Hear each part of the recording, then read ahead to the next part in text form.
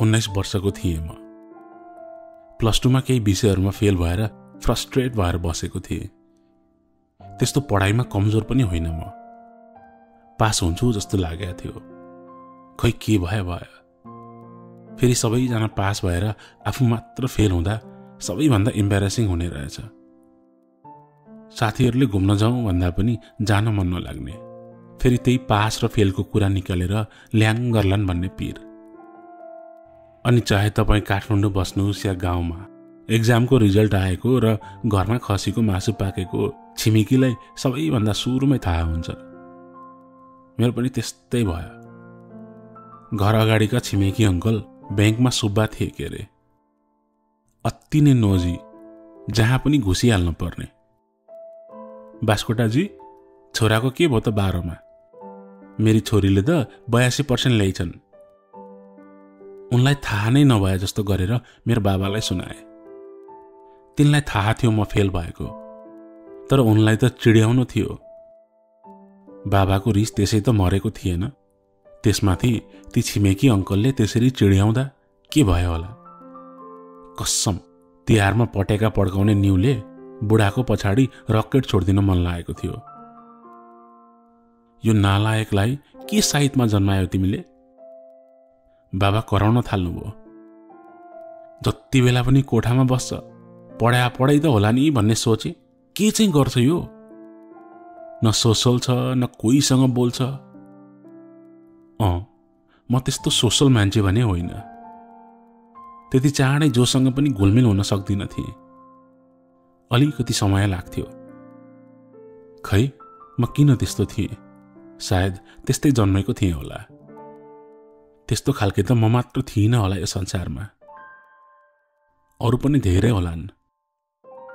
तर म सोसल नै नभए पनि मलाई मायाको प्रपोजल चाहिँ आइरहन्थ्यो। खै किन आउँथ्यो पनि थाहा छैन। त्यस्तो कसैसँग बोल्दिन थिएँ म। मलाई आफ्नै एजका केटीहरूको प्रस्ताव आउँथ्यो कि त जुनियरहरूको। कसैमा इन्ट्रेस्ट देखाइन मैले। धेरैले यसलाई केटा नै मनपर्छ कि के हो भनेर जिस्काए पनि। केटालाई केटा मनपर्नु कुन ठुलो कुरा भएर? त्यो त चोइसको कुरा हो नि, होइन? तर मलाई केटी नै मन पर्थ्यो। बस आफ्नो एजकाहरूमा ध्यान जाँदैन थियो। बाबाले आफ्नो इज्जत नै जाने भयो जस्तो गरेर मलाई ट्युसन टिचर खोज्नतिर लाग्नुभयो। संसारमा म मात्रै फेल भयो जस्तो गर्नुभएको थियो। प्यारेन्ट्सहरूले आफ्नो बच्चा फेल हुँदा त्यसरी मेन्टल्ली टर्चर दिँदा राम्रो रिजल्ट चाहिँ पक्कै आउँदैन। मोटिभेट गर्ने हो नि, होइन? जे हुनु त भइसक्यो। अब पास हुने बाटोमा लाग्नलाई मद्दत गर्ने हो नि। तर त्यस्तो कुरा मैले मेरो बाबालाई भनेको भए त उविन्डो पारेर बाटे कारबाही हुन्थ्यो। कोटेश्वर बस्ने मिन भवनमा एकजना होम ट्युटर खोजिदिनु भएछ। अर्काको घरमा ट्युसन लिन जानु। अब ट्युसन सेन्टर जताततै छन् त बाबा। तर मेरो कुरा बाबाले सुन्नेवाला कहाँ हुनुहुन्थ्यो र? त्यहाँ नाइ भनेर जिद्दी गर्नु भनेको ढाडले दुःख पाउनु मात्र हुन्थ्यो। मनले नमाने पनि जाने निर्णय गरे। मिन भवनको पुरानो साझा बसको स्टेसन पछाडि रहेछ घर। गेटबाट घन्टी बजाए। एकजना सानो बहिनीले कसलाई खोज्नु भएको भनिन्। म ट्युसन पढ्न आएको। ए आउनु, माथि हुनुहुन्छ भनेर मलाई घरको दोस्रो तल्लासम्म गाइड गरिन् ती बहिनीले। जुत्ता फुकालेर लिभिङ रुममा पसे। किताब नै किताब अनि अनौठा एब्स्ट्र्याक्ट आर्ट अनि पेन्टिङले भरिएको लिभिङ रुम थियो। ठ्याक्कै अर्को कोठाबाट एकजना सायद 36-37 इयर्स एजको केटी आउनुभयो। ट्युसन पढाउने सरको वाइफ होला भन्ने सोचेर नमस्ते गरे। तब उहाँ मेरो नजिकै आएर बस्नुभयो। के लिन्छौ, जुस कि चिया? होइन ठिकै छ, म घरमै खाएर आएको। मैया 2 कप चिया लिएर आ त नानी, एउटा मिल्क अनि एउटा ब्ल्याक है। मैले केही भनेको थिइनँ। उहाँले आफै बनाउन लाउनु भयो। अघि गेट खोल्ने बहिनी सायद घरमा काम गर्ने बहिनी रहेछन्। अनि सुरु गर्ने कि यत्तिकै बसिराख्ने? बुक त लिएर आएको छौ नि? ट्युसन पढाउने टिचर त उहाँ नै पो हुनुहुँदो रहेछ। त्यति गाह्रो पनि हुँदैन के आजकलको सब्जेक्टहरू, ध्यान दिन्नौ कि के हो बुक्समा। मैले अघि भन्न बिर्सेछु तपाईहरुलाई, पढ्नमा कमजोर नभए पनि मेरो ध्यान किताबमा भन्दा पनि आर्ट्स अनि पेन्टिङहरुमा हुन्थ्यो। मलाई आर्ट वर्कहरू अति मन पर्थ्यो। म आफै पनि ड्राइङ गर्थे अलिअलि। मलाई ड्राइङ अनि पेन्टिङमा अलिक इन्ट्रेस्ट लाग्छ। मेरो जवाफ सुनेर उहाँ अलिक सरप्राइज देखिनु भयो। Wow, interesting. त्यसो भए मेरो पेन्टिङ कलेक्सनहरू कस्तो लाग्यो त? हजुर, वन्डरफुल। हुन पनि त्यो लिभिङ रुममा पसेदेखि नै मेस्मराइज भएको थिए पेन्टिङ्स अनि आर्टहरू देखेर। प्राय एब्स्ट्र्याक्ट थिए। मलाई पनि एब्स्ट्र्याक्ट आर्ट मन पर्थ्यो। एब्स्ट्र्याक्ट आर्टमा सबैले आफ्नो हिसाबले कुनै पनि ड्राइङ या पेन्टिङलाई व्याख्या गर्न मिल्थ्यो। त्यसको ब्युटी नै त्यही थियो।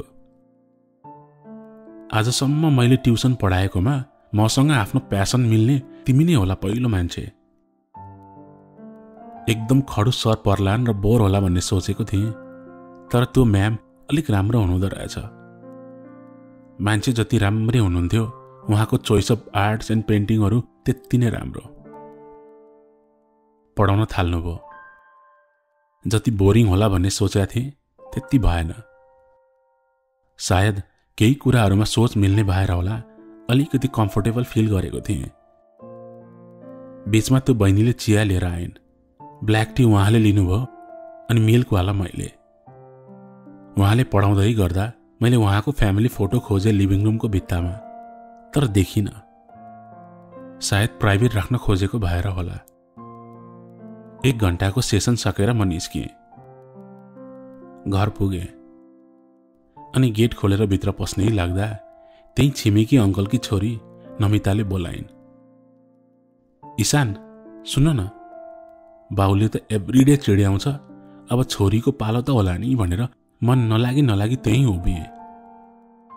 ईशान, डोन्ट वरी ल, तिमी पास हुन्छौ कि? तिमीलाई स्टडीमा केही हेल्प चाहियो भने मलाई भना है। अचम्म लाग्यो, त्यस्तो खडुस बाउ कि त्यस्ती छोरी। राम्रो मान्छेको सोच त आखिर राम्रो नै हुँदो रहेछ। हुन्छ, केही पर्यो भने म भन्छु ल। थ्याङ्क यू भनेर म गेटबाट छिर्न लाग्दै थिएँ। ईशान, सुन न, के हामी फेसबुकमा साथी बन्न सक्छौँ? म खास फेसबुक चलाउँदिन थिएँ। खोल्नकै लागि खोलेको जस्तो भएको थियो मेरो फेसबुक। म फेसबुक त्यस्तो युज गर्दिन, बरु फोनमै टेक्स्ट गरौँ न है भनेर नम्बर साटासाट गरेँ। म मेसेज गर्छु है भन्दै गइन्।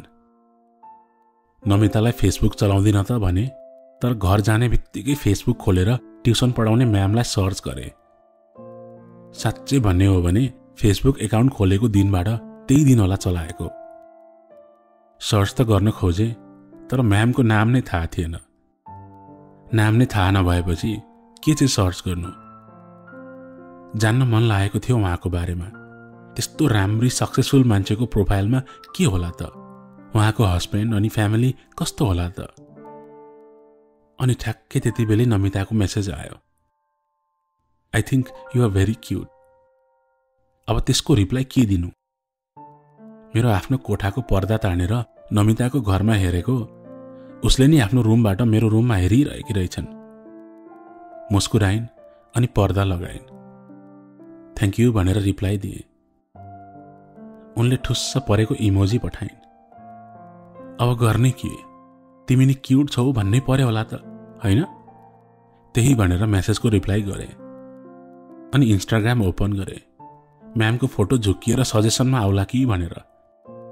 के आउँथ्यो र? बाबालाई थाहा थियो उहाँको नाम, तर के भनेर सोधौँ? तँलाई नामसँग के मतलब भन् त? थपक्क पढेर पास गर्न भन्नुहुन्थ्यो, स्योर नै। उता नमिताको मेसेज आएको आइथियो, तिमीले त्यो कोरियन सिरिज द किङ हेर्यौ भनेर। अब किताब हेर्ने फुर्सद छैन, सिरिज कसरी हेर्नु? छैन भनेर रिप्लाई गरेँ। मैले फर्स्ट एपिसोड हेरेको, कस्तो राम्रो छ, सँगै बसेर हेर्ने हो? उसको मेसेज आयो। अब त्यहाँ नाइ भनौ भने फेरि कतिवटा इमोजीको बर्सात हुने हो। यस भनौ भने मलाई टिभी हेर्न खासै मन लाग्दैन थियो। मेरो एक्जाम सकेर है भनेर रिप्लाई गरे। यु आर असम भनेर 2टा आँखामा लभ साइन भएको इमोजी पठाइन्। खै कसरी पो असम थिएँ होला र म। उनीसँग त म त्यस्तो धेरै बोलेको पनि थिइनँ। त्यही पनि थ्याङ्क यू भनेर जवाफ फर्काएँ। भोलिपटक अलिक चाँडै नै गएँ म ट्युसन पढाउने म्यामकोमा। सरी म्याम, आज अलिक चाँडो आएँ। केही छैन, यही मौकामा आल सोयुमा आर्ट कलेक्सन भनेर अरू आर्टहरू देखाउन थाल्नुभयो। बाइ द वे, मलाई म्याम नभन है, मेरो नामबाटै बोलाए हुन्छ। म्याम भन्दा कस्तो बुढी साउन्ड गर्छ। कल मी रिमा ल। हस् त भने, तर आफ्नो टिचरलाई कसरी नामले बोलाउँथे होला र मैले। त्यस दिन मैया बहिनीले मिठो सुजीको हलुवा बनाएर खुवाइन्। म्यामले सायद गुलियो खानुहुन्न थियो के अरे, उहाँले हलुवा खानु भएन। त्यसरी नै ट्युसन आउने जाने क्रममा टिचर र स्टुडेन्ट भन्दा पनि साथी जस्तो कम्फर्टेबल भएका थियौँ हामी। सायद हाम्रो प्यासन एउटै भएर पनि होला। एक दिन पढाउँदै गर्दा मैले सोधेँ, हजुरको हस्बेन्डलाई त मैले कहिले पनि देख्दिनँ त। उहाँले केही जवाफ दिनु भएन। रिसाएको जस्तो अनुहार बनाउनु भयो। ओ नो, बेकार सोधेछु जस्तो भयो। रिसाउनु भएको हो? I'm sorry ma'am. तब एक्कासी मुस्कुराउनु भयो। नाइ, किन रिसाउनु? डिभोर्सी हुँ म, that means I am single अनि इन्जोइङ माई लाइफ। त्यति भन्दै हाँस्न थाल्नुभयो। के भएर छुट्टिनु भएको भनेर सोध्न मन लागेको थियो, तर बाँकी अरू कुरा सोधेर माहौल खराब गर्नु थिएन मलाई। त्यस दिनको ट्युसन सेसन सकेपछि तिमी केमा आउँछौ भनेर सोध्नुभयो। बाइक त छ म्याम, बट मलाई वाक गर्न नै मनपर्छ भने। हुन पनि महादेव स्थान हुँदै भित्रको बाटो आउँदा कति नै पो थियो र मेन भवन। हिँडेर आउँदा शरीरलाई पनि फाइदा अनि ट्राफिकको झन्झटबाट पनि बचिने। म ड्रप गरिदिउँ तिमीलाई घरसम्म भन्दै हुनुहुन्थ्यो। पर्दैन म्याम भने मैले रिमा भन भने होइन। सरी म्याम भन्दै हस् भनेर निस्किए त्यहाँबाट। घरमा पुग्न नपाउँदै घर नजिकै नमितालाई भेटे भनौँ कि उनले मलाई कुरेर बसेको भनौँ। मेरो डेली रुटिन थाहा पाए जसरी हरेक दिन म ट्युसन सकेर आउने टाइममा त्यहीँ देखा पर्थिन्। थाहा छ ईशान तिमीलाई, प्यारालल वर्ल्ड पनि हुँदो रहेछ नि। किङमा त त्यही देखायो।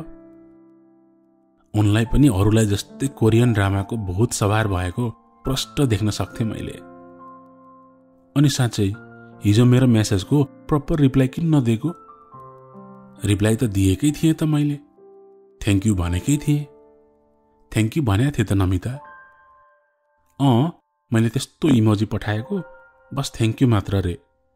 यो इमोजी बनाउने मान्छेले त बनाइहाल्यो, तर त्यसको सामना गर्नुपर्ने मान्छेको पीडा उसलाई के थाहा थियो र। अब गर्छु है भनेर छुटिए। ईशान सुन न। हजुर भनेर फर्किएर हेरे। यु आर सो क्युट भनेर लजाउँदै गइन्। कसम होला, के चाहिँ क्युट देखिन् होला एभ्रिडे उनले। त्यही सेम अनुहार त हो। हतार हतार गएर रिमा म्यामलाई सर्च गरे। लास्ट नेम थाहा थिएन। LOL भने जस्तै भयो। अस्ति नाम थाहा थिएन, आज नाम थाहा भयो, अब लास्ट नेम थाहा छैन। त्यही पनि ट्राई गरे। फेरि RIMA हो कि REEMA हो, त्यो अर्को तनाव। फेरि LOL भयो। अनि त्यही बेला झ्यालको पर्दा उगारेर हेरेको उताबाट नमिताले हेरिरहेका रहेछिन्। हातको इसाराले फेरि क्युट भन्दै पर्दा लगाइन्। त्यति धेरै क्युट त मैले आफैलाई ऐनामा हेर्दा पनि देख्दिनँ होला जति उनले देखेकी थिइन् मलाई। शनिबारको दिन ट्युसन हुँदैन थियो, तर त्यो दिनको शनिबार पनि म गएको थिएँ रिमा म्यामकोमा। के सोचेर गएको थिएँ चाहिँ थाहा छैन। सायद उहाँ र मेरो थट प्रोसेस मिल्ने भएर पनि कुरा गर्न गएको थिएँ। गेट खुल्लै थियो, मैया बहिनीलाई देखिन। सायद गेट खुल्लै गरेर पसलतिर गएकी थिइन् होला। सरासर लिभिङ रुममा गए।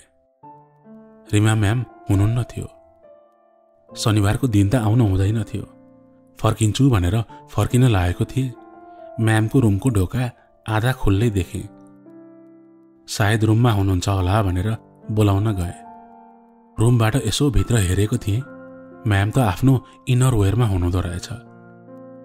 ओ माई गड, ब्लन्डर भयो मबाट। मैले हत्त न पत्त ढोका अलिकति तानेर त्यहाँबाट निस्किएँ।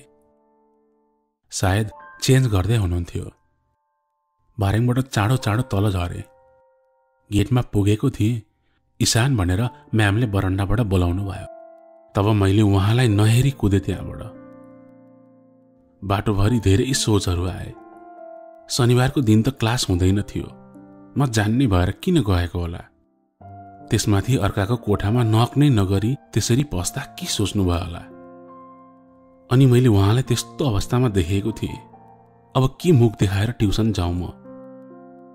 कस्तो असभ्य केटा रहेछ भन्नुभयो होला।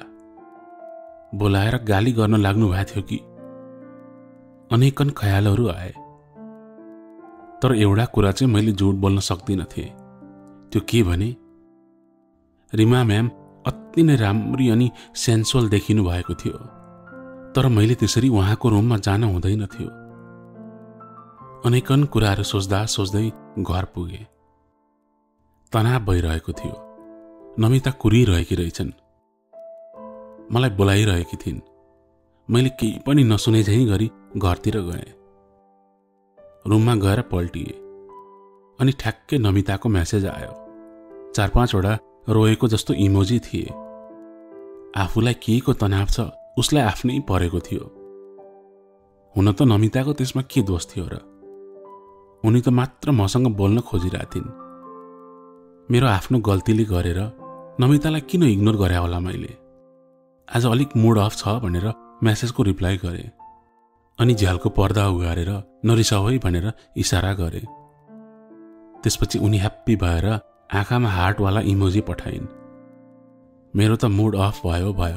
बेकारमा नमिताको मुड चाहिँ किन अफ गर्नु र, होइन? भोलिपटक मैले चाहेर पनि ट्युसन जाने आँट गरिनँ। गएर के भन्थ्यो उहाँलाई? नमितालाई मेसेज गरे, पशुपति एरियातिर जाने हो? उनको तुरुन्तै मेसेजको रिप्लाई आयो, यस भनेर। बाबालाई त ट्युसन जान्न भन्न मिल्दैन थियो। त्यही भएर ट्युसन जाने टाइममा नमितासँग पशुपति एरियातिर लागे। नमिताको खुसीको सीमा थिएन। कलेजमा मेरो त्यस्तो क्लोज अनि मिल्ने साथी कोही थिएन। अहिले मेरो आफ्नो एजको मिल्ने साथी भनेको नमिता नै थिइन्। पशुपति एरियातिर पुग्यौं। बाइकलाई अलिक माथि नै राखेर बदाम किनेर गफ गर्दै खाँदै गयौं। आज ट्युसन थिएन तिम्रो? जान मन लागेन आज अनि गइन। त्यस्तो गर्नुहुन्न के? आफ्नो क्लासहरू मिस गर्नुहुन्न भनेर सम्झाउन लागिन् नमिता। तर आजको लागि चाहिँ ठिक छ, मलाई टाइम देऊ नि त भन्दै बाटोमा नाच्दै हिँड्दै थिइन्। खै किन त्यस्तो खुसी भइरहेथिन् मलाई पनि थाहा थिएन। पशुपतिमा साँझको आरतीको बेला पनि भएको थियो। नमिताले हेरेर जाउँ भनेर कर गर्न थालिन्। मुड अफ भएको बेला शान्ति मिल्छ भन्ने सोचेर म पनि बसेँ। साँच्चै नै आनन्द महसुस भएको थियो। मान्छेको भिडमा हामी अलिक छेउमा बसेका थियौं। नमिताले आफ्नो हात मेरो हातमा राखेर उनको टाउको पनि मेरो सोल्जरमा राखेर बसेकी थिइन्। मैले त्यसलाई अन्यथा सोचिन। आजकल साथीहरूमा सायद नर्मल होला नि त भनेर म चुप लागेर आरतीमा रमाइरहेँ। घर पुग्दा अलिकति राति नै भएको थियो। ढोका खोलेर छिर्न साथ तेरो कल आएको थियो भनेर बाबाले भन्नुभयो। कसको भनेर सोद्धा रिमा मिसको भन्नुभयो। त भर्खर त्यहीबाट ट्युसन पढेर आएको होइन? अनि फेरि तँलाई किन कल गर्नुभएको? अब त्यहाँनेरि साँचो कुरा भन्यो भने त मेरो करङले दुःख पाउने ग्यारेन्टी थियो। ए मैले किताब भुलेर आएको रहेछु, सायद त्यही भएर कल गर्नुभएको होला भनेर झुट बोलिदिए। म्यामले कल नै गर्नुभएछ भनेपछि उहाँ धेरै रिसाउनु भएछ जस्तो लाग्यो। भोलिपटक पनि म ट्युसन गइन। म्यामको कल आयो भन्ने थाहा पाएपछि त उहाँको अगाडि जानै डर लागेको थियो। अब त्यो दिन पनि नमितासँग बाहिर जाने त कुरै आउँदैन थियो। पेट दुखेर गाह्रो भएको एक्टिङ गरे। यस्तो बवाल एक्टिङ गरेछु कि मामु त हात्तिएर औषधि नै लिएर आउनु भएछ। अस्कर विनिङवाला एक्टिङ दिए जस्तो लागेको थियो आफैलाई। अलिक साँझ भएको थियो। म रुममै आर्टहरू बनाएर बसिरहेको थिएँ। बाबाले बाहिर आइज त ईशान भनेर बोलाउनु भयो। लिभिङ रुममा जान्छु त रिमा म्याम। कसम सातो पुत्लो उडेको थियो। दुईटा कुराले। एउटा, म्यामले बाबालाई म ट्युसन नगएको कुरा भन्नुभयो कि भएन। अर्को त म्यामलाई त्यस दिन त्यस्तो अवस्थामा देखेको थिएँ। रिमा म्यामले बाबालाई कल गरेर घर पत्ता लगाएर आउनु भएको रहेछ। ईशानलाई आज यहीँ पढाउँछु भनेर आयो कि म त भनेर उठ्नुभयो म्याम। हजुरले यति कष्ट गरिदिनु भयो, हजुरलाई धेरै धन्यवाद भनेर बाबाले नमस्ते गरेर आभार व्यक्त गर्दै हुनुहुन्थ्यो। यसकै रुममै जानुभए हुन्छ भनेर बाबाले रुम देखाइदिनु भयो। रुममा गयौँ। मेरो बेडमा गएर बस्नुभयो। म डराई छेउको चेयरमा गएर बसेँ। अनि मेरो कोठामा भएका केही आर्टहरू हेर्नुभयो। यो सबै तिमीले बनाएको हो ईशान? हजुर म्याम, कोसिस गरेको, डराउँदै जवाफ दिए। नछोड है यो सब, तिमी नि एकदम राम्रो आर्टिस्ट बन्न सक्छौ। मलाई उहाँले कति बेला अस्तिको कुरा निकालेर थर्काउनुहुन्छ भन्ने लागिरहेको थियो। उहाँले त्यो कुरा निकाल्नु नै भएन। 2 दिन भयो, किन नआएको तिमी? अब के भनेर जवाफ दिन्थे र मैले? के भनेर आउँथे र म्याम? कस्तो इम्ब्यारेस फिल भइरहेको थियो मलाई। मैले त्यति भनेपछि मलाई आफ्नो छेउमा बोलाउनु भयो। म डराउँदै गएँ। तिमीले देख्यौ, बस सक्यो त, त्यसमा इम्ब्यारेस हुनुपर्ने के छ र? उहाँले त्यति भनेपछि अलिक ढुक्क भयो मलाई। मलाई त टन्न गाली गर्नुहुन्छ जस्तो लागेको थियो। त्यो दिन म्यामले त्यही पढाएर जानुभयो। उहाँ जाने बित्तिकै नमिताको मेसेज आयो, को हो त्यस्तो हट लेडी भनेर। मेरो ट्युसन टिचर भनेर रिप्लाई गरे। ड्याम, कस्तो हट अनि राम्री के, त्यस्तो यङ देखिनुहुन्छ, त्यही पनि हाम्रो एजकोलाई पढाउने है भनेर उनको मेसेज आयो। त्यो त हो, रिमा म्याम 36-37 को भए पनि उहाँ 27-28 को जस्तो देखिनुहुन्थ्यो। अति नै मेन्टेन गर्नुभएको थियो सायद। भोलिपटक ट्युसन गएँ। लिभिङ रुममा छिर्नु अघि नक गरेर गएँ। हाँस्दै भित्र आऊ भन्नुभयो। त्यस दिनदेखि मलाई के भएको थियो कुन्नी, म्यामलाई जति देख्यो उति नै ग्लो भएको जस्तो देखिनुहुन्थ्यो। बिहानदेखि नै उहाँसँगै गएर बसौँ जस्तो लाग्न थालेको थियो। उहाँ पढाइराख्नुहुन्थ्यो, म उहाँलाई मात्र हेरिराख्थेँ। कस्तो चुम्बकले तानेको जस्तो तानिएको थिएँ म। हो, म 19 वर्षको थिएँ। उहाँ म भन्दा 17 वर्षले ठुलो हुनुहुन्थ्यो सायद। तर मन त जो पनि पर्न सक्छ नि, आफ्नै एजकै मन पर्नुपर्छ भन्ने त छैन नि, हैन? मन नलागी जोइन गरेको ट्युसन क्लास अब त आदत जस्तो भएको थियो। एक दिन म्यामले, ईशान, मेरो एउटा सानो फङ्सन छ, जान्छौ मसँग भनेर इन्भाइट गर्नुभयो। नजाने त कुरै भएन, त्यस्तो मौका कहिले आउँछ। उहाँको साथीको पुरस्कार सेरोमनी रहेछ, टिचरहरूको। त्यस्तो राम्री मान्छेसँग जानको लागि म पनि त हिरो नै भएर जानु पर्यो। नमितालाई बोलाएर राम्रो गेटअप चुज गर्न लगाए। उनले सबै ब्लू लगाऊ भनिन्। नमिताले भने झै मैले ब्लू ब्लेजर अनि ब्लू जिन्स लगाएर गएँ। कस्तो संयोग, म्याम पनि ब्लू सारीमा आउनु भएको रहेछ। त्यो नीलो सारीमा उहाँलाई ऐश्वर्या राय भन्दा कम देखिएको थिएन त्यो दिन। उहाँको सबै साथीहरू बसेको ठाउँमा मलाई उहाँले उहाँकै छेउमा आएर बस भन्नुभयो। मैले हामी दुईजनालाई हेरेँ अनि म्याम एउटा सेल्फी लिन मिल्छ भनेर सोधे। उहाँले अफकोर्स भनेपछि एउटा सेल्फी लिए। यस्तो बवाल देखिएको थियो नि हाम्रो जोडी।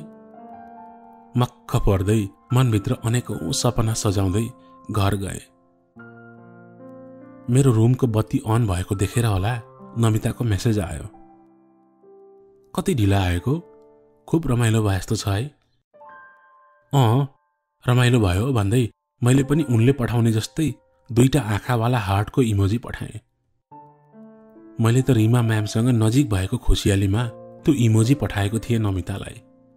मैले त्यो मेसेज अनि इमोजी पठाएपछि नमिताको मेसेज आएन। यसो पर्दा उगारेर हेर्छु त उनी त मजाले नाचिरहेछिन्।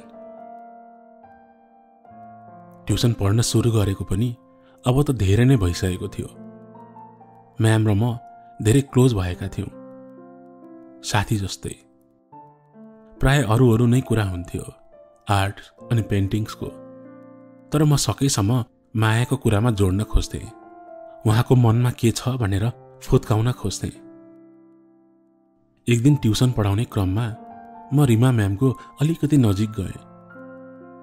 अलिक आत्मीयता भइसकेकोले होला उहाँले पनि वास्ता गर्नु भएन सायद। मलाई डर लागिरहेको थियो, तर पनि उहाँको नजिक गएँ। यसो डट पेन टिप्ने न्युले म्यामको हातमा टच गरे। केही पनि भन्नु भएन। अनि त्यसपछि उहाँको शरीरको आधा भाग छुने गरी उहाँको नजिकै गए। तब म्याम उठेर आफ्नो रुममा जानुभयो। लौ, फेरि बर्बाद। कति पटक चाहिँ मिस्टेक गर्ने हो मैले भन्ने लागिरहेथ्यो। बाथरुम युज गर्न जानुभएको हो कि भन्ने पनि सोचे। अनि 5-6 मिनटसम्म आउनु नै भएन। म त्यहाँ यत्तिकै बसेर के गर्थे र? मनका कुरा त मैले भन्नु नै थियो। आखिर मन परेको कुरा त भन्नै पर्छ नि, हैन?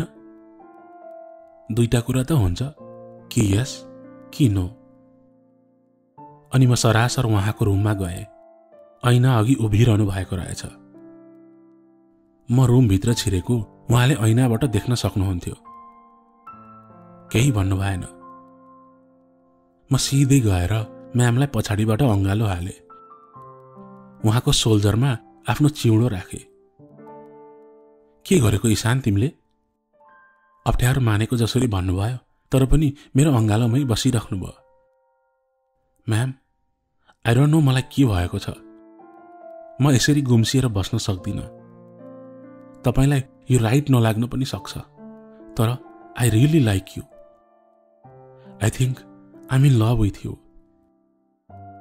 मैले त्यति भनेपछि मेरो अँगालोबाट आफूलाई अलग बनाउनु भयो अनि छेउमा रहेको बेडमा बस्नुभयो। रिसाउनु चाहिँ भएको थिएन यसपालि, छटपटी भएको जस्तो गरिराख्नु भएको थियो। म उहाँ बसेको अगाडि गएर घुँडा टेकेर उहाँको हात समातेर प्लिज म्याम केही त बोल्नु न भन्दै थिएँ। अझै पनि छटपटिएको देखिनुहुन्थ्यो। तिमी घर जाऊ ईशान, उहाँले दिनुभएको जवाफ थियो त्यो। मैले के आश गरेको थिएँ, उहाँको जवाफ के आएको थियो। म्यामले त्यति भनिसकेपछि मैले जबरजस्ती त्यहाँ बस्ने कुरा आउँदैन थियो। म आफ्नो झोला बोकेर निस्किएँ। बरन्डामा आउनु भएको छ कि भनेर गेटबाट हेरे पनि आउनु भएको थिएन। घर पुग्दा न्याउरो भइसकेको थिएँ। डिसपोइन्टेड भएको थिएँ। के गल्ती गरेँ त मैले? माया त मान्छेको उमेरसँग हुँदैन नि त, मान्छेसँग पो हुन्छ त।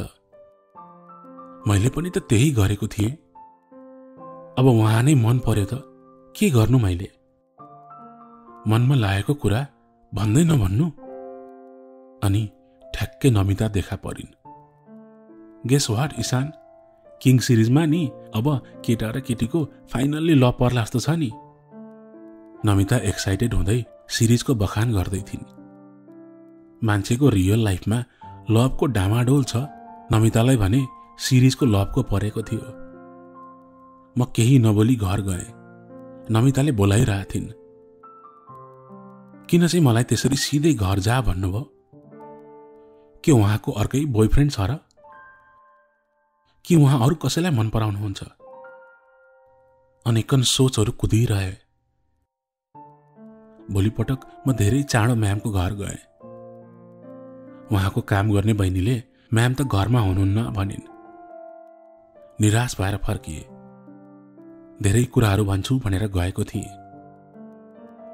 त्यसै गरी 2-3 दिनसम्म गएँ म्यामको घरमा, अनि हरेक दिन उहाँ घरमा हुनुहुन्न भन्ने खबर पाएँ। अब चाहिँ मलाई आफैलाई नराम्रो लागेर एकदम रिस उठेर आयो। साँचो मनले मन पराएको थिएँ नि त मैले। मनमा थियो भने जे रिजन थियो प्रष्ट तरिकाले भनेको भए हुन्थ्यो नि त मलाई। त्यसरी इग्नोर गर्नुपर्ने के थियो र?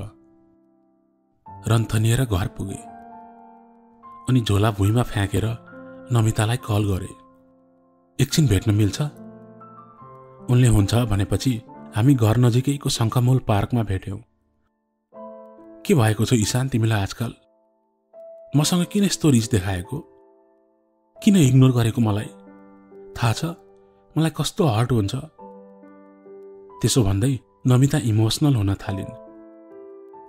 म रिसको सुरमै थिएँ। मेरो रिस अझै मरेको थिएन। Namita, do you love me? अचानक मैले नमितालाई मलाई माया गर्छु भनेर सोधे। इमोसनल भएकी नमिता सायद झस्किन् क्यारे। के भनेर भनिन्। Do you love me? फेरि सोधे। रिसाएर सोधेको थिएँ मैले। उनले अकमकिँदै यस आई डु भनिन्।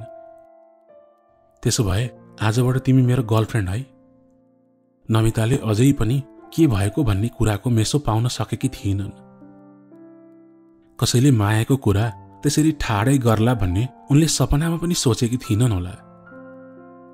मलाई थाहा थियो उनले मलाई मन पराउँछिन् भन्ने। खै किन उनलाई त्यसरी बोलाएर त्यसो भने? त्यसबेला त्यस्तो केही सोचिन। भोलि स्वयम्भू जाम है भने मैले। उनी खुसी भएर हस भन्दै मेरो कानमा किस गरेर घरतिर कुदिन्। म त्यहीँ बसिरहेँ। अझै पनि रिमा म्यामले त्यसरी इग्नोर गरेको कुरा नै सोचिरहेको थिएँ। घर गएर फेसबुक खोले अनि उहाँलाई मेसेज गरे। त्यतिन्जेलसम्ममा हामी फेसबुकमा साथी भइसकेका थियौँ। मान्छे जति राम्रै हुनुहुन्छ नि, तपाईको मन भने त्यति नै चिसो रहेछ। मेसेज पठाइदिए। कमसेकम जे हो त्यही भनिदिएको भए हुन्थ्यो नि त। त्यस्तो बुझेको टिचर जस्तो मान्छेले बच्चा जस्तो एक्ट गरेको देखेर मेरो रिस मरेको थिएन। भोलिपटक नमितालाई लिएर स्वयम्भू गए। उनी अति नै खुसी थिइन्। कमसेकम एकजना भए पनि त खुसी थिइन्। थाहा छ ईशान, म तिमीलाई 9th क्लासदेखि नै मन पराउँथे नि। तिमी पढेको स्कुल ट्रान्सफर गर्न कति भने बाबालाई, मान्नु भएन। अब चाहिँ नराम्रो लाग्यो मलाई। 9th क्लासदेखि मलाई मन पराउने मान्छेलाई मैले त्यसरी रिबाउन्डको रूपमा युज गरिरहेको थिएँ। हो, रिबाउन्ड।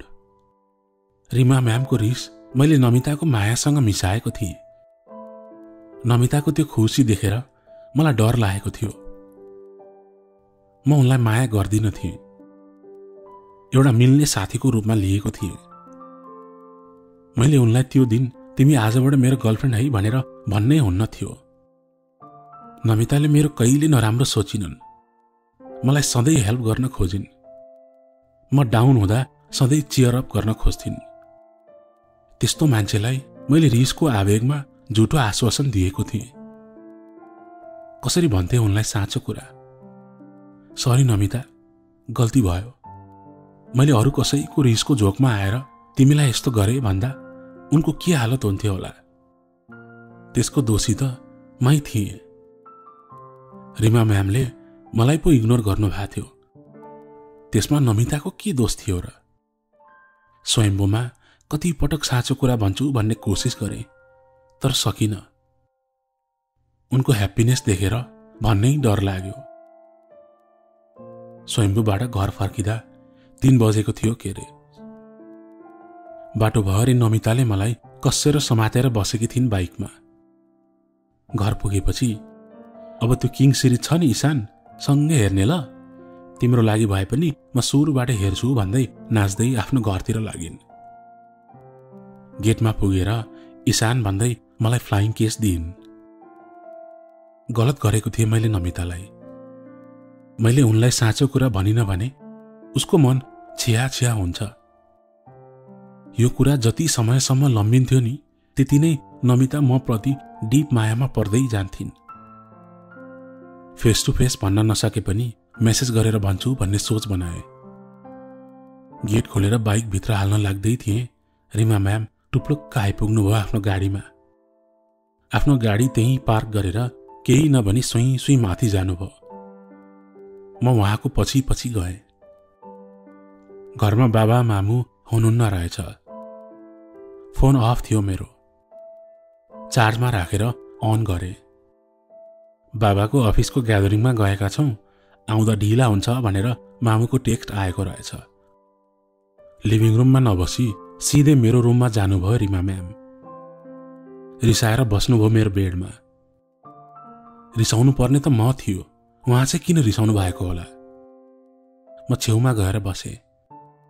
आजकलको केटाहरू प्लेबोय हुन्छन् भनेको त हो रहेछ। उहाँले के भन्दै हुनुहुन्थ्यो मैले बुझिरहेको थिइनँ। हो त नि, आजकलको केटीहरू पनि त कम हुन्न रहेछन्। कसैले प्रपोज गर्यो भन्दैमा घरको गेट नै लाएर इग्नोर गर्दा रहेछन्।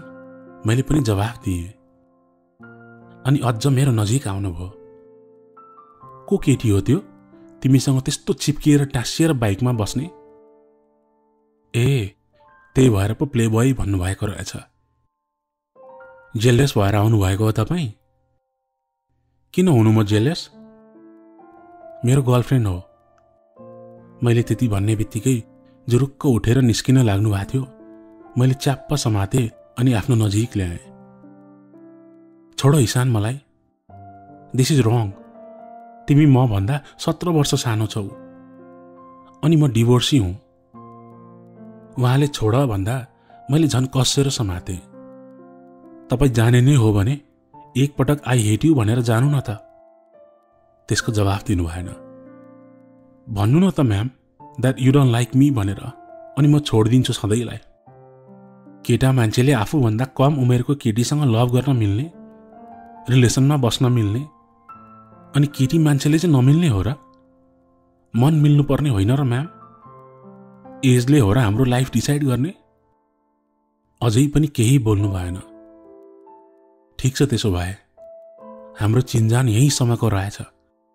थ्याङ्क यू फर एभ्रिथिङ भनेर म रुमबाट निस्किएर लिभिङ रुममा गएँ। तब रिमा म्याम पनि लिभिङ रुममै आउनुभयो। जे हुन्छ हुन्छ इसान, अब म सक्दिनँ आफूलाई रोक्न भनेर मलाई मेरो अनुहारभरि किस गर्न थाल्नुभयो। मैले पनि उहाँलाई आफ्नो अङ्गालोमा बाँधेँ अनि आई लभ यु रिमा भनेर भन्दै थिएँ। नमिता त ठ्याक्कै लिभिङ रुमको ढोका अगाडि नै रहेछन्। त्यस्तो खुसी थिइन् दिनभर। सायद घरमा मामु बाबा हुनुहुन्न भन्ने थाहा पाएर मसँग समय बिताउन आएकी थिइन्। आफूले मनबाट मन पराएको रिमा म्यामले मेरो माया स्वीकार्नु भएको थियो। अनि मलाई औधी माया गर्ने नमिता मेरो अगाडि उभिएकी थिइन्। त्यो अवस्थामा मैले केही भन्दा रिमा म्याम रिसाएर जानुहुन्थ्यो, जुन म चाहन्न थिएँ। अनि उता नमिताको आँसु पनि देख्न चाहन्न थिएँ। चिची अनि पापा दुवैको लोभ गर्दा हातमा लाग्यो सुन्ना हुने अवस्था आएको थियो त्यति बेला। मैले केही भन्नु अघि नै नमिता आफ्नो आँसु पुस्दै त्यहाँबाट गइन्। एकदम नै गलत गरेको थिएँ मैले नमितालाई। शङ्खमूल पार्कमा मैले आफ्नो रिसलाई कन्ट्रोल गर्न सकेको भए आज उसले त्यसरी रोएको देख्न पर्दैन थियो मैले। यता रिमा म्यामले बिस्तारै मलाई तानेर मेरो रुममा लिएर जानुभयो। म उहाँको मायामा उन्माद भएको थिएँ। नमिताको आँसु बिर्सिसकेको थिएँ। त्यो पल मैले संसार भुलेको थिएँ। रिमा म्याम र म एक भएका थियौँ, तन मन वचन हरेक कुराबाट। त्यस दिनबाट हामी सधैँ मौकाको खोजीमा हुन्थ्यौँ। मेरो बास नै रिमा म्यामको घरमै हुन्थ्यो। शारीरिक सुखमा उन्मुक्त भएको थिएँ म। बाबाले तेरो ट्युसन बिहानदेखि चल्न थालेको हो र भनेर सोध्नुहुन्थ्यो। हुन पनि बिहानदेखि उतै हुन्थे म। घाँस बाँस कपास सबै रिमा म्यामकोमै। धेरै दिनसम्म नमितालाई देखिन, न उनको मेसेज नै आयो। पर्दा उघारेर हेर्थे, उनको झ्यालको पर्दा सधैँ बन्द नै हुन्थ्यो। छतमा आइन् कि भनेर हेर्न जान्थे, आउँदिन थिइन्। उनको मनलाई टुक्रा टुक्रा जो बनाएको थिएँ मैले। म आफ्नो माया पाएर उन्मुक्त भइरहेको थिएँ, उता आफ्नो माया गुमाएर नमिता टुटेकी थिइन् सायद। सरी नमिता भनेर मेसेज टाइप पनि गरे, तर त्यो मेसेज पठाउने हिम्मत नै आएन। त्यस्तो बच्चा जस्तो चञ्चल चुलबुले मन भएकी नमितालाई हट गरेको थिएँ मैले। उनको व्यवस्थाको फाइदा उठाएको थिएँ।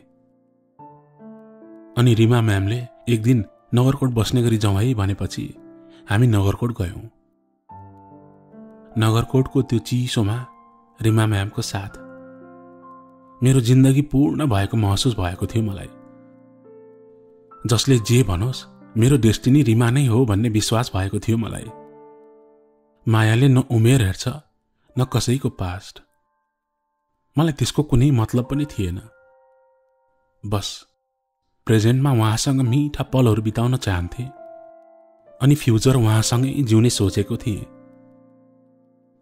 बिहानको सूर्योदयसँग कफीको चुस्की मारेर हामी एक अर्काको आलिङ्गनमा थियौँ। रिमा भनेर बोलाएँ मैले रिमा भनेर बोलाउँदा उहाँ इमोसनल हुनुभयो।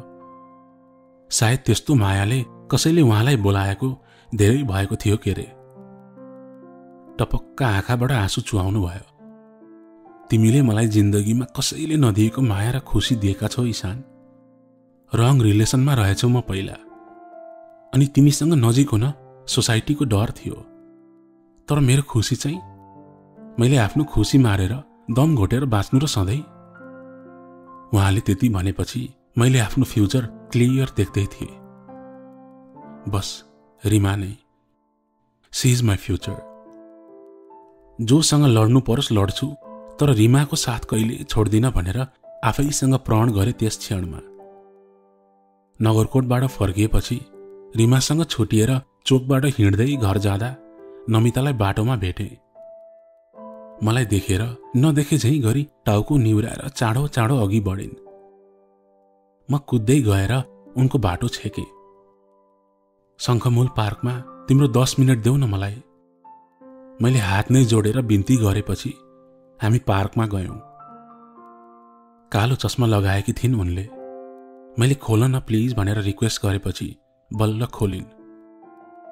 रोएर सायद आँखा नीला भएका रहेछन्। उनको त्यस्तो अवस्था देखेर म आफैदेखि घृणा लागेर आयो। उनको हात हेरे, जताततै ब्लेडले काटेको निशान थियो। त्यो देखेर त आई लस्ट इट। म त दानव नै रहेछु जस्तो लाग्यो। नमिता भनेर बोलाएँ मैले बोलाउने बित्तिकै मलाई नछोड ईशान भन्दै मेरो हात समाउँदै रुन लागिन्। उनको त्यो रुवाई अनि हालत देखेर मैले आफ्नो आँसु थाम्न सकिन। म त्यति चाँडै रुने मान्छे भने होइन, तर नमिताको अघि मैले रोक्न सकिन आफूलाई। मेरो दुईटा मन भएको भए एउटा उसलाई दिन्थे, तर एउटै मन थियो। नमिता नमिता प्लिज। अनि उनको आँसु पुछिदिए। तिमीले आफ्नो टिचरमा के देख्यौ मलाई थाहा छैन, तर उसमा जे देख्यौ ममा किन देख्न सकेनौ ईशान? तिमी आफैले नै मलाई म तिम्रो गर्लफ्रेन्ड है भनेर भन्या थियौ ईशान। तिमी मेरो पहिलो माया हौ ईशान। त्यति भन्दै उनी अझै रुन थालिन्। Namita, I am really sorry. म डम थिएँ। मबाट ठूलो गल्ती भयो। मैले त्यस दिन तिमीलाई त्यस्तो भन्न हुन्न थियो। झुटो आशा दिएँ मैले तिमीलाई। ईशान, कसैको मायासँग त्यसरी खेलवाड गर्नु तिमीलाई ठीक लाग्यो है? तिम्रो एक गल्तीले मेरो लाइफ नै अपसाइड डाउन भयो। म त सकिएँ ईशान। तिमीले त मलाई बर्बाद नै पार्दियौ। आई नो नमिता, मसँग कुनै जवाफ नै छैन, अनि म तिम्रो माफीको लायक पनि छैन। तिमीले मलाई जस्तो सजाय दिन्छौ म भोग्न तयार छु। ईशान, तिमीले एउटा ट्रू लभरलाई यस्तो हट गरेका छौ। You will never be happy Ishan भन्दै रुँदै त्यहाँबाट कुदिन् उनी। त्यो एक दिनमा मैले गरेको मिस्टेकलाई सच्याउन पाए पनि हुन्थ्यो जस्तो भएको थियो। मलाई थाहा थियो पहिलो मायामा हर्ट हुँदा कस्तो हुन्छ भन्ने। रिमाले मलाई इग्नोर गर्दा म कस्तो हर्ट भएको थिएँ। नमितालाई त झन् के भएको थियो होला। उनलाई त्यस्तो अवस्थामा देखेर म निकै दुखित थिएँ। त्यो दिनभर मैले कसैको फोन पनि उठाइन। बेलुका रिमा म्यामले मिसिङ यु भनेर मेसेज गरेपछि उहाँको घर गए। कोठाबाट कहिले पनि बाहिर ननिस्किने छोरो दिनरात त्यसरी घरबाट बाहिर जाँदा बाबाले केयरकार गर्न थाल्नु भएको थियो। साथीकोमा बस्छु भनेर जान्थे सधैँ। बाबालाई पनि थाहा थियो कि मेरो त्यस्तो क्लोज साथी कोही पनि थिएन नमिता बाहेक। मेरो मिल्दैन, मिलाउन गाह्रो हुन्छ भन्दा पनि रिमाले हरेक दिन आफ्नैमा बस भन्नुहुन्थ्यो। घरमा बाबाको डर पनि थियो, तर रिमाको मन पनि दुखाउन चाहन्न थिए। छोरोले एकदम नै अनौठो व्यवहार गर्न थाल्यो भन्ने सोचेर बाबाले मेरो पिछा गर्न सुरु गर्नुभएछ, जुन मैले थाहा पाएको थिइनँ। हरेक दिन म घरबाट निस्किएर कहाँ जान्छ भनेर लुकी लुकी पछि लाग्नु हुँदो रहेछ। बिहानदेखि नै रिमा म्यामकोमा जान्थेँ म। बाबाले एक दिन सोध्नु पनि भएको थियो, त साँच्चीकै साथीकोमा त जान्छस् भनेर। मैले यसै क्याजुअली यस भनेर जवाफ दिएको थिएँ। मलाई के थाहा उहाँले म कहाँ जान्छ भन्ने थाहा पाएर मलाई सोध्नु भएको थियो भन्ने। शनिबारकै दिन थियो के अरे। झन्डै दिउँसोको 4 बजेको थियो। रिमा म्याम र म एक अर्काको मायामा एक भइरहेका थियौं। अर्धनग्न अवस्थामा थियौं रिमाको लिभिङ रुममा। रिमा म्याम बाथरुम युज गर्न जानुभयो। म उठेर आफ्नो लुगा लगाउन लाग्दै थिएँ अनि मेरो बाबालाई त्यहाँ लिभिङ रुमको ढोकामा देखेँ। हतार हतार गरेर आफ्नो लुगा लगाएँ अनि त्यहाँबाट निस्किएँ म। सायद रिमाले अचानक कहाँ गयो भनेर खोज्नु पनि भयो होला। यता मेरो घरमा बबन्डर मचिएको थियो। यसको खानपिन सबै बन्द गरिदेऊ आजबाट, सुन्यौ तिमीले? अनि तँ चाहिँ घरबाट एक पाइला बाहिर राख्ने होइन, बुझिस्? बाबा, म चुप लाग्दिनँ अब। ठुलो भइसकेँ म आफ्नो लाइफको डिसिजन आफै गर्न सक्छु। हो, आई लभ हर। मैले उहाँसँग आफ्नो जिन्दगी बिताउने निर्णय गरिसकेको छु बाबा। अनि बाबाले मलाई आफ्नो बेल्ट फुकालेर हान्न लाग्नु भएको थियो। मामुले रोक्नु भयो। सुन्यौ होइन यसको कुरा तिमीले? आफूभन्दा 17 वर्ष जेठी अनि डिभोर्स भएर बसेकी केटीको मात लागेको छ यसलाई। म बाबाको जति पनि पिटाइ खान तयार थिएँ, तर रिमालाई गिभअप गर्ने पक्षमा थिइनँ। तपाईँ जस्तो पढे लेखेको मान्छेको सोच त यस्तो छ बाबा, अनि सोसाइटी कसरी चेन्ज हुन्छ? सोसाइटी चेन्ज गर्ने जिम्मा तैँले लिएको छस् भन्दै घर उचाल्ने गरी कराउन थाल्नुभयो। कसै न कसैले त सुरु गर्नु नै थियो। अमेरिका, युरोप, युके अनि अन्य देशहरूमा त यो नर्मल नै हो त। एजले म्याटर गर्दैन त्यहाँ, न डिभोर्सी भएको ट्यागले म्याटर गर्छ। What matters is love. अनि हाम्रै सोसाइटीमा चाहिँ किन यस्तो? मैले त्यो कुरा पचाउन सकेको थिइनँ। यदि दुईजना मान्छे एक अर्कासँग खुसी हुन्छन् भने एज र उसको पास्ट किन ब्यारियर हुन्छ? अनि आफ्नो टिचरसँग मायामा पर्नै नहुने, जसरी डक्टर, नर्स, अकाउन्टेन्ट अनि अन्य जब हुन् नि, त्यसरी नै टिचिङ पनि एउटा जब न हो? त्यस्तो कुरा कसले बुझाउने मेरो बाबा अनि हाम्रो सोसाइटीलाई? मलाई 3-4 दिनसम्म कतै जान दिनु भएन बाबाले। बाबाको त म एक सुन्नेवाला थिइनँ, तर मामु रोएको देखेर जान मन लागेन। उता रिमाको कल र मेसेज आएको थियो। आफ्नो मनका सबै कुरा सेयर गर्न कोही पनि थिएनन्। एउटी नमिता थिइन्, उनी पनि मबाट कम्प्लिटली कट अफ भएकी थिइन्। उनको झ्यालतिर हेर्थे, सधैँ बन्द हुन्थे उनको झ्यालका पर्दाहरू। अनि 4 दिनपछि म रिमाकोमा गए। उनलाई सबै कुरा सुनाए।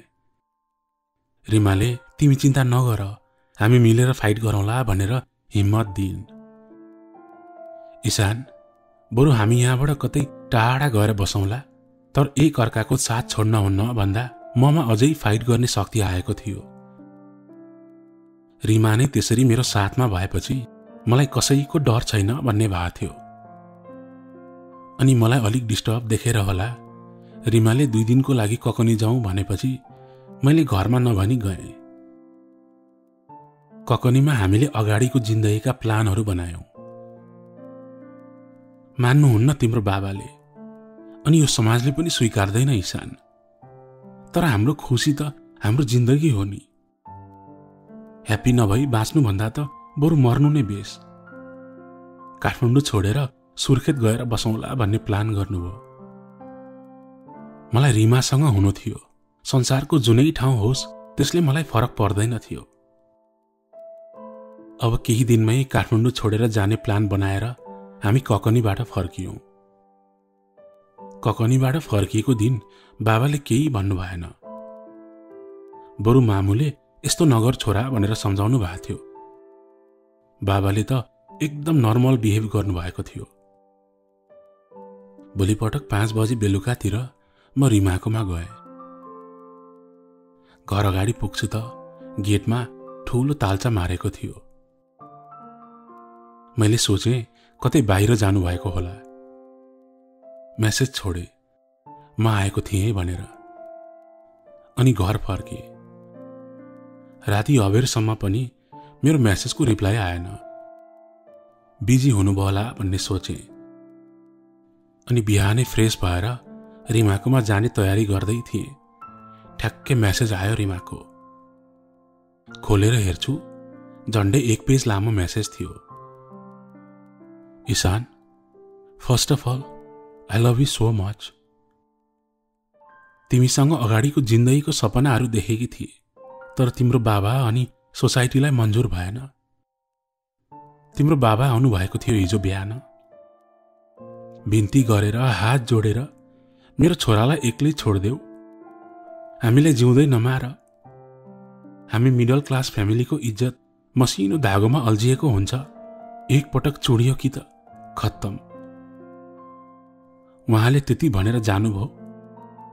त्यसपछि मैले धेरै सोचेँ ईशान, मेरो कारणले एउटा सिङ्गो परिवारलाई कसरी बर्बाद पार्न सक्थे र। तिम्रो बाबाको आँसु देख्न सकिन मैले। तिमी धेरै यङ छौ। सायद हाम्रो एज एउटै भइदिएको भए पनि आज हाम्रो डेस्टिनी अर्कै हुन्थ्यो होला। म डिभोर्सी नभएको भए पनि सायद अर्कै हुन्थ्यो होला। सबै कुरा मायाले नहुँदो रहेछ ईशान। प्र्याक्टिकल्ली पोसिबल नहुने कुराहरू पनि धेरै हुँदा रहेछन्। तिमी जस्तो मान्छे मैले संसारभरि खोजे पनि पाउँदिन। I love you, goodbye. उहाँको मेसेज पढिसक्दा मेरो फोन भुइँमा खसेर फुटेको थियो। जसरी त्यो दिन मेरो भाग्य पनि फुटेको थियो। त्यहाँ म कसलाई के भन्न सक्थेँ? आफ्नो बाउलाई गाली गरेर के पाउँथे र? नियतिले टाढा बनाएकी रिमालाई सम्झे।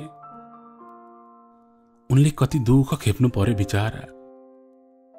हरेक पटक उनले नै पीडा खेप्नु परेको थियो। आई एम सरी रिमा, मैले तिम्रो जिन्दगी बर्बाद पारे भनेर मेसेजको रिप्लाई गरेँ। साँच्चै नै उसको जिन्दगी बर्बाद पारिदिएको थिएँ मैले। न म उसकोमा ट्युसन पढ्न जान्थेँ, न उसलाई भेट्थेँ, न माया बस्थ्यो, न आज यस्तो हुन्थ्यो। केही दिनसम्म रिमाको घरको चक्कर लगाए, तर उनको घरको ताला कहिले खुलेन। सायद काठमाडौँ छोडेर गइसक्नु भएको थियो के अरे। जानु अघि एक पटक भेटिदिएको भए पनि त धित मरुन्जेल हेरेर बिदाई गर्थे। तर बिदाई गर्नु जतिको कठिन के हुन्छ र एउटा टाढिँदै गरेको प्रेमी अनि प्रेमिकाको लागि। फेरि भेट्छौँ भन्ने सियोर भएर बिदाई गर्दा त कस्तो नराम्रो लागेर आउँछ। सधैँको लागि अलविदा गर्न त मरेसरी हुन्थ्यो सायद। कोठामा आफैसँग टोलाएर बसे पागल जस्तो। आफ्नो मनको भडास पेन्टिङमा उतारे।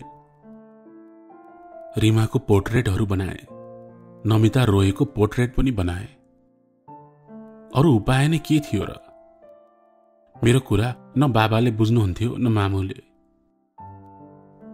नमिता, तिमीले भनेको नै सही भयो। You will never be happy भनेकी थियौ, ठ्याक्कै त्यही भयो। तिमीलाई रुवाएको थिएँ मैले, त्यसको सजाय त भोग्नु नै थियो। समयले सजाय दियो मलाई। आज न रिमा हुनुहुन्छ न तिमी छौ। मैले तिमीलाई घोडा टेकेर माफी माग्छु भन्ने सोच्दा सोच्दै तिमी काठमाडौँ छोडेर गइसकेछौ। न मैले आफ्नो माया पाएँ न तिमीले नै आफ्नो माया पायौ। तिम्रो कोमल मन दुखाएको फल चाहिँ पाएँ मैले। सक्छौ भने मलाई माफ गर्दै है नमिता। रिमाले त्यो मेसेज पठाएको 1 हप्तासम्म उनलाई बिर्सिने कोसिस गरे, मेरो नियति नै यही रहेछ भनेर। तर मनबाट गरेको माया त्यति सजिलै बिर्सन कहाँ सक्थे, त्यो पनि पहिलो माया। उनको मेसेज फेरि पढे। बाबासँग भन्दा पनि बाबाहरू जस्तैले भरिएको समाज देखेर अचम्म लाग्यो। कस्तो समाज हाम्रो! त्यही भुवन केसी त्यति बुढो भएर भर्खर कि 19-20 वर्षीय निरुता सिंहसँग सपना भई आँखामा आउने भनी नाच्दा ओहो कस्तो राम्रो जोडी भन्ने। अनि त्यही 40 वर्षकी अभिनेत्रीले 20 वर्षको यङ हिरोसँग रोमान्स गर्दा अनेकौं नाना थरी न्युज आउने। त्यहाँ भन्दा के भनौं मैले यसको बारेमा, अनि के भनौं र हाम्रो समाजको बारेमा। सायद बामे सर्दैछौं हामी अझै पनि। म घरमा बाबासँग दोहोरो बोलेको थिइन, केही नभनी एका बिहानै निस्किए झोला बोकेर। बालाजु बस पार्क गएर सुर्खेतको टिकट काटेर बस चढे। रिमाले सुर्खेत गएर बस्ने भन्नुभएको थियो, पक्का पनि त्यही गएकी हुनुपर्छ भन्ने सोचे। हाम्रो मायालाई एउटा टेक्स्ट मेसेजको भरमा अन्त्य गर्न दिने पक्षमा थिइन म। मसँग न उनको ठेगाना थियो न त केही, बस उनको फोन नम्बर थियो जुन अफ आइरहेको थियो। आधी बाटोमा पुगेपछि आइल सी यु सुन भनेर मेसेज पठाए। अनि सुर्खेत पुगेर फोन गरे। ठ्याक्कै फोन अन भएको रहेछ। मेरो 1 रिङ जाने बित्तिकै फोन कट्यो। फेरि अर्को पटक ट्राई गरेको अफ आयो। रिमा, 1 पटक भेट्न मात्र आएको थिएँ म। टाढा हुनु अघि धित मरुन्जेल तपाईको अनुहार हेर्न मन छ भनेर मेसेज गरे। बेलुकासम्म मेरो मेसेजको रिप्लाई आएन। त्यत्रो ठुलो सुर्खेतमा अब कहाँ कहाँ खोज्थे र? त्यहाँ न मैले चिनेका साथी थिए न मेरो आफन्त नै। 2 दिनसम्म कोसिस गरे। हरेक पसल पसल गल्ली गल्लीमा सोधे, तर कतैबाट पनि मद्दत भएन। मलाई थाहा छ रिमा, हामी भेटेपछि छुट्टिन गाह्रो हुन्छ। त्यही भएर तपाईले मलाई इग्नोर गरिराख्नु भएको थियो। म तपाईलाई गाह्रो बनाउन आएको थिइन। फेरि मेसेज गरे, तर त्यसको पनि रिप्लाई आएन। तेस्रो दिन बिहान काठमाडौँ फर्किनको लागि टिकट काट्न त्यहाँको काउन्टरमा उभिरहेको थिएँ। मेरो दाहिनेपट्टिबाट अगाडि जाँदै गरेको केटी चिने झैं लाग्यो। पछाडिबाट मात्र देखेको थिएँ त्यो बेला। अनि काउन्टरको दाइलाई एकछिन है भनेर त्यो केटीको पछि लागे। अलिकति पर पुगेपछि नमिता भनेर बोलाए। उनी ठ्याक्कै रोकिन् र पछाडि फर्केर हेरिन्। उनी नमिता नै थिइन्। मेरो भाग्य भनौं या समयको खेल भनौं, कसलाई खोज्न आएको थिएँ कसलाई चाहिँ भेटे मैले। मलाई देखेर नमिता सक्ड भइन्। त्यो त हुने नै भइन्। उनी भन्दा धेरै अचम्मित त म भएको थिएँ। त्यसरी चटक्कै केही नभनी काठमाडौँ छोडेर गएकी मान्छे त्यहाँ भेटिन्छन् भन्ने मैले कहिले पो सोचेको थिएँ होला र? तिमी यहाँ के कसरी किन केही नसोधी बाटोमा 2 हात जोडेर प्लिज प्लिज मलाई माफ गरिदेऊ भनेर घुँडा टेके। यताउति हेरिन् अनि रमिता नदेखाऊ भन्दै फेरि गइन् त्यहाँबाट। म उनको पछि पछि लागे। अलिकति मान्छेहरू नभएको गल्ली आयो अनि फेरि नमिता मलाई माफ गरिदेऊ न प्लिज भनेर कराए। घरले घेरेको ठाउँ भएर होला इको नै आयो मैले कराउँदा।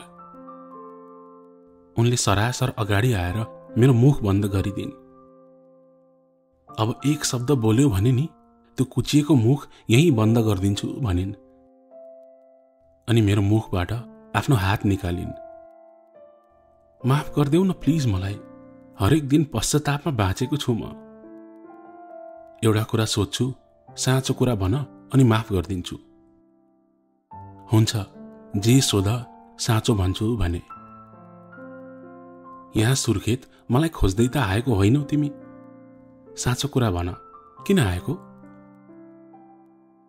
एक पटक झुट बोलेर उनलाई त्यस्तो हर्ट गरेको थिएँ। अब फेरि त्यस्तो गर्नेवाला थिइनँ म।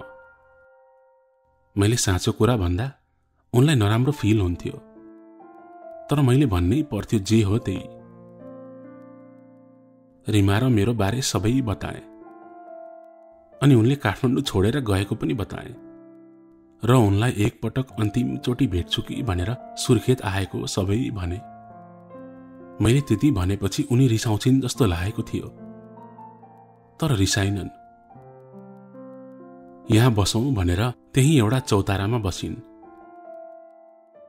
आइम सरी ईशान, तिमी त्यति धेरै समस्याबाट गुज्रेछौ। मेरो त सफल भएन। तिम्रो माया चाहिँ सफल होस् भनेर प्रे गरेकी थिएँ मैले ईशान। जसको मनलाई छिया छिया बनाएको थिएँ मैले, त्यही नमिताले त्यसो भनिरहेको थिइन् मलाई। मैले त उनी खुसी हुन्छन् होला मेरो छुटेको सुनेर भन्ने सोचेका थिएँ।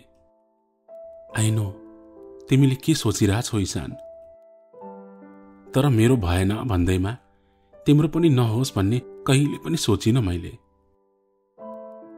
मैले तिमीलाई कुनै आशा बिना नै माया गरेकी थिएँ। म हर्ट भएकी थिएँ र अहिले पनि छु, तर साँचो कुरा त यही नै हो नि। रियालिटीमा बाँच्न सिक्दैछु म ईशान। नमिता, फेरि पनि I'm really sorry. It's okay Ishan, अब तिमी घर जाऊ। मेरो लागि नआएको भए पनि तिमीलाई देख्न पाए कस्तो खुसी भएकी छु म। त्यति भनेर उनी त्यहाँबाट उठेर गइन्।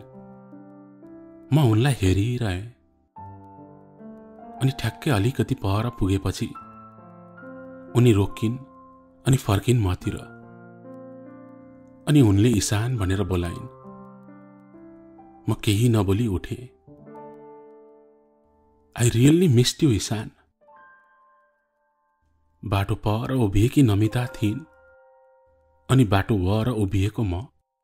बाटोको बिचमा समयको चक्र थियो सायद। जसको खोजीमा आएको थिएँ उसलाई भेटिन,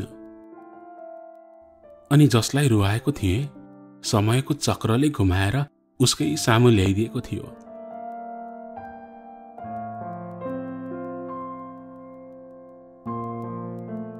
नमस्ते, कस्तो लाग्यो तपाईहरुलाई यो अडियो नोभल? तपाईहरुको अनेस्ट कमेन्ट अनि प्रतिक्रियाको आशा छ है। रह्यो कुरा च्यानलको नाम चेन्ज बारे। मैले कमेन्ट अनि पोस्टहरुमा भने जस्तै नेपाली स्टोरी टेलर नामको अर्को च्यानलहरु पनि भएकोले अलिकति समस्या भयो सोशल मिडियामा।